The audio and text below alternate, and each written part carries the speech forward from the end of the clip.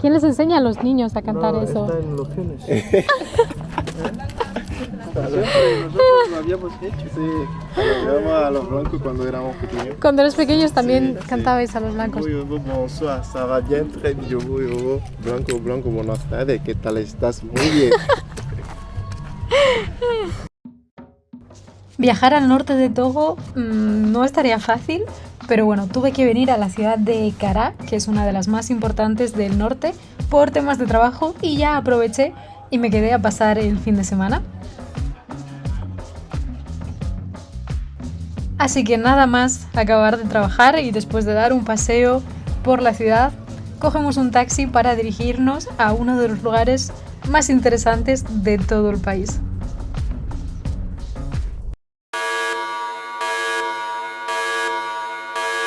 Bueno, que nadie se asuste, que ya sabemos las condiciones de los taxis y de las carreteras de Togo, que lo mismo que te encuentras con un taxi con el cristal roto, hay un funeral en medio de la carretera y no puedes continuar el viaje. Pero bueno, después de este par de contratiempos ya pudimos seguir nuestro camino, pero mirad el paisaje, o sea, no sé si veis el cielo tan blanco que hay, esto se llama Harmattan, es básicamente la arena que llega desde el desierto del Sáhara hasta Togo, igual un poco como la Calima en España, pero aquí es espectacular y no se ve nada, nada, nada del cielo, ni el sol, ni nada. Pero bueno, finalmente llegamos a nuestro destino. Y se trata de nada más y nada menos que la región de Kutamaku, aquí es donde viven los Batamariba, y es el único lugar patrimonio de la UNESCO que hay aquí en Togo. Los Batamariba son una población que emigraron desde Burkina Faso hacia el norte de Togo y de Benín y se asentaron en esta zona construyendo sus taquientas o tatas, que son estas casas tan peculiares hechas con barro y en forma de torre.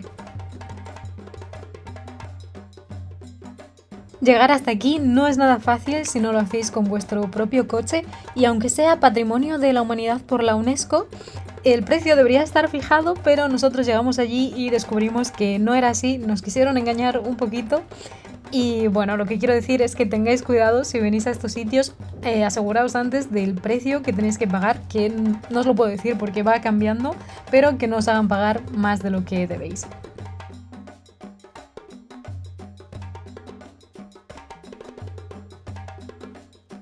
Y nada, entramos a la primera casa y aquí esto es lo que nuestro guía llamó la habitación de la mujer, que básicamente es donde las mujeres machacan y preparan los cereales, como por ejemplo con este pilón que veis aquí.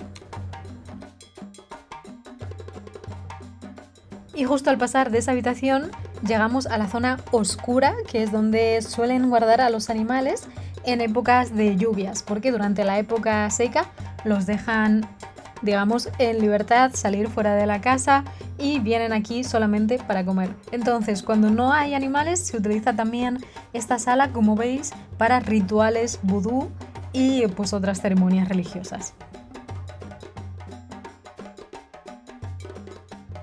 Y justo al final de la habitación de los animales, nada más subir unas escaleritas, como veis aquí, llegamos a lo que es la cocina. Y si veis estos montones de barro, aquí es donde se ponen las cazuelas, se enciende un fuego debajo y justo encima hay una ventana para la ventilación.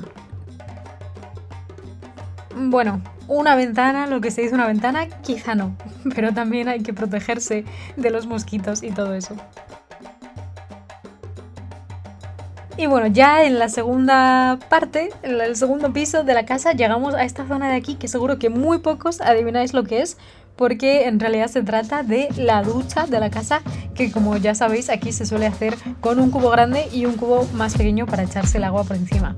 Y nada, llegamos a esta zona de aquí, que esto es la cama, porque ahora lo vais a ver aquí, pero normalmente en este tipo de casas se suele dormir bajo las estrellas. Y aquí hay este agujero que conecta con la parte de abajo, ahí donde se guardaban los animales, y es pues simplemente para comunicarse con las personas que están en otra zona de la casa sin tener que moverse. En mi opinión, algo muy muy útil. Y nada, justo esto que hay aquí enfrente, a la izquierda, con este agujero, esto es una de las habitaciones que es donde duermen en la época de lluvias. Se entra así hacia atrás y está un poquito más bajo que el resto del piso. Y aquí, además de dormir durante la época de lluvias, también se hacen rituales vudú. Entonces, por ejemplo, cada vez que nace un bebé nuevo en el pueblo, pues se le trae a esta sala y se hace una especie de altar que ellos llaman fetiche, como esto que veis aquí, y pues ahí se hace una infusión con tisán y se le da a beber al bebé, que va a estar aquí durante las 2 primeras semanas de vida. Y continuamos con el otro montón de paja que habéis visto antes, que esto de aquí es una escalera para subir hasta arriba y es el granero. Aquí es donde se guardan las frutas, verduras, los cereales que se cosechan y están un poco más altos pues para evitar que se acerquen los mosquitos.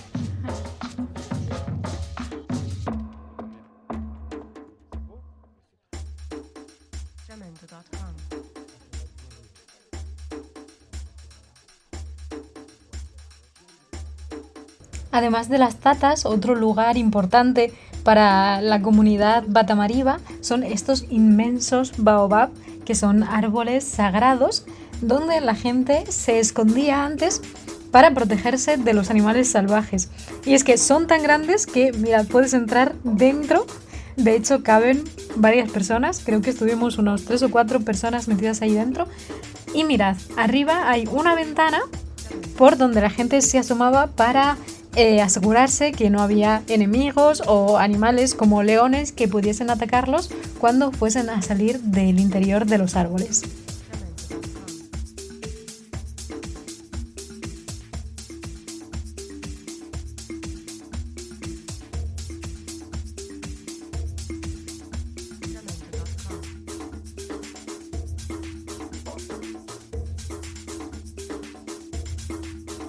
Aquí se acabaría la visita normal, pero nosotros nos quedamos con ganas de más y resulta que nuestro amigo Robert está abriendo este albergue que todavía no está en funcionamiento, pero nos dejó pasar aquí la noche y la verdad es que fue una experiencia increíble.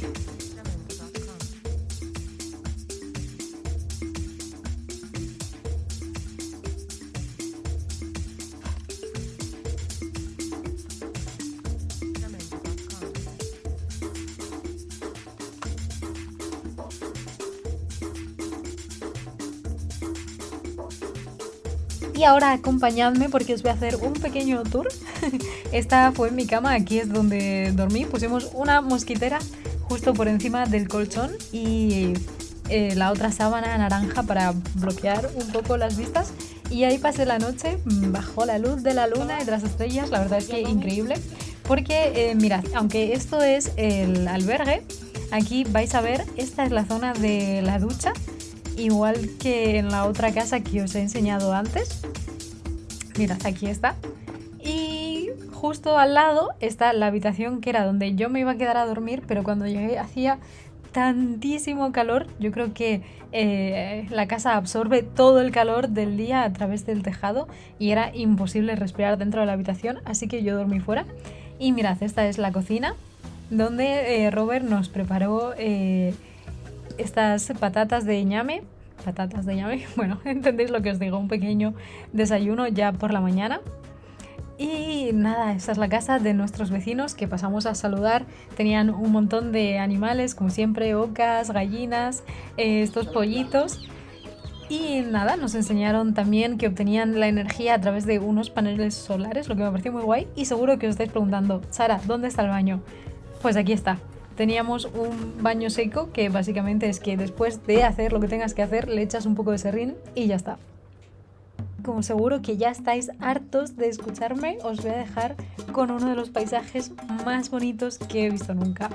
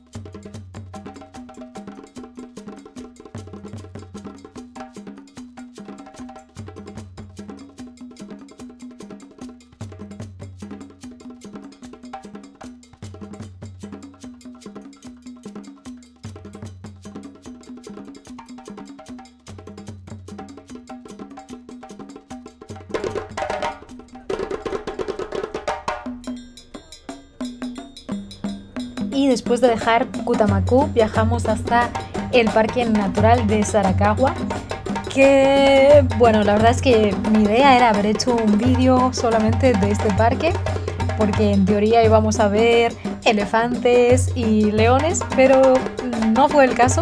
La verdad es que sí que vimos bastantes animales, como ves aquí vimos ñus, muchísimos búfalos, onix, muchos también antílopes, pero ni un solo elefante. Y cuando yo pregunté a los guías me dijeron que bueno, los elefantes estaban apartados porque así se les protegía mejor, tal, no sé qué, y solo la entrada a ver a los elefantes eran 10.000 francos y la entrada para ver a los leones otros 10.000 francos, que es básicamente ya la entrada entera del parque y de todo el safari. Así que a mí eso lo que me dio por pensar era que en realidad estos animales estaban apartados simplemente para asegurar que los turistas pudiéramos verlos y sacar aún más dinero, y la verdad es que eso no me gustó mucho y finalmente decidimos no ir porque ya habíamos pagado suficiente dinero y no nos apetecía tampoco ver a estos animales encerrados o...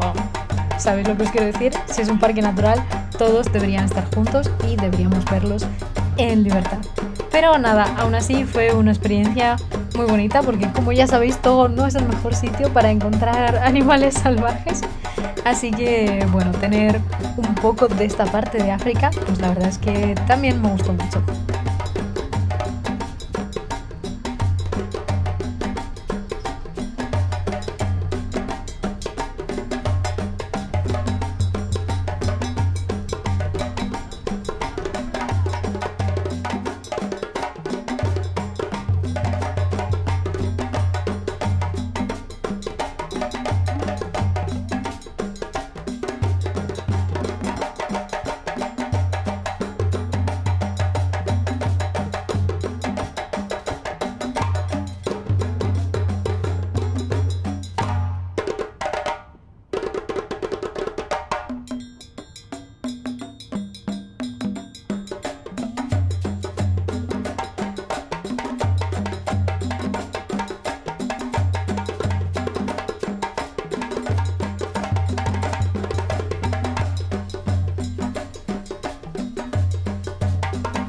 Así que nada, esto es todo por el vídeo de hoy. Muchas gracias por verlo y nos vemos dentro de poco con muchas más aventuras en Togo.